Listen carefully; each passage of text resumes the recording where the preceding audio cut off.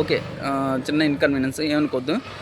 హర్యానాలో నిన్న ఓట్ల గురించి రాహుల్ గాంధీ గారు సంచలన విషయాలు బయటపెట్టారు.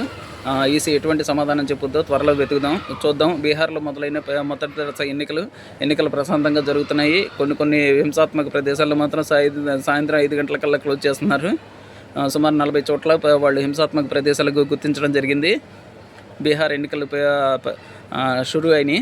ఇంకా మిగతా విషయాలకు వస్తే నిన్న కార్తీక పౌర్ణమి సందర్భంగా మహాశివాలయాల్లో శివనామ స్మరణ మారుమోగింది. కనకదుర్గమ్మ ఆలయంలో కూడా నిన్న జ్వాలా తోరణం అని చెప్పి ఒక కార్యక్రమం ఏర్పాటు చేశారు. అఖండ దీపాలతోటి స్వామివారి నైవేద్యాలతోటి నిన్న మొత్తం శివాలయాలు మొత్తం కిటకిటలన్నీ వేకుజామునే ఆడవారు అందరూ స్నానం చేసి పవిత్రంగా ఒత్తులు వెలిగించుకొని దీపారాధన కార్యక్రమాలు చేసుకున్నారు. ఇంకా మిగతా విషయాలకు వస్తే నిన్న అన్నవరం గిరి ప్రదక్షిణ అంగరంగ వైభవం జరిగింది. మొన్నే చెప్పాను అన్నవరం గిరి ప్రదక్షిణ జరగబోతుందని.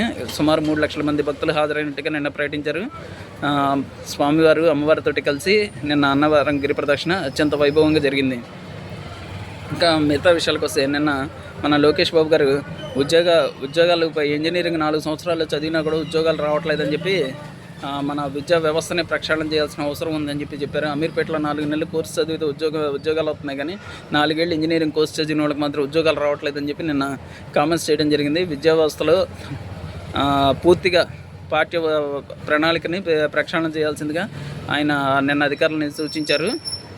మంచిది సార్, కొత్త విద్యా టెక్నాలజీని అందిపుచ్చుకుంటే కానీ ఉద్యోగాలు రావు ఈరోజు. ఇక మిగతా విషయాలకు వచ్చేపనైతే ఒక సినిమా విషయాలు రజనీకాంత్, కమల్ హాసన్ వీళ్ళిద్దరు లెజెండరీ యాక్టర్స్. వీళ్ళిద్దరు కాంబోలో ఒక సుందర్సి కాంబోలో ఒక సినిమా తెరకెక్కబోతుంది. ఇది సంచలనం తమిళనాడులోనే. అప్పుడెప్పుడో అరుణాచలం సినిమాతో రజనీకాంత్ బ్లాక్ బాస్టర్గా కొట్టడం జరిగింది. మళ్ళీ వాళ్ళిద్దరు కన్నడలో కమల్ హాసన్, రజనీకాంత్ కాంబోలో ఒక సినిమా తయారవుతుంది.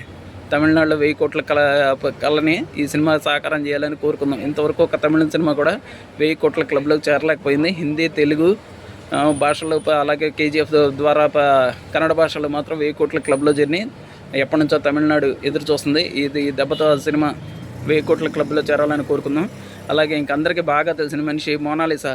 మన కుంభమేళాలో ఈ పోసలమ్మ అమ్మాయి ఎంత ఫేమస్ అయిందో అందరికీ తెలిసిన విషయమే. ఈ మోనాలిసా తెలుగు సినిమాలో హీరోయిన్గా రాబోతుంది. సినిమా పేరు లైఫ్. హీరో వచ్చేమో సాయి చరణ్. అలాగే శ్రీను కోటపాటి అనే కొత్త దర్శకుడితోటి సినిమా తెరకెక్కబోతుందని ప్రకటించారు.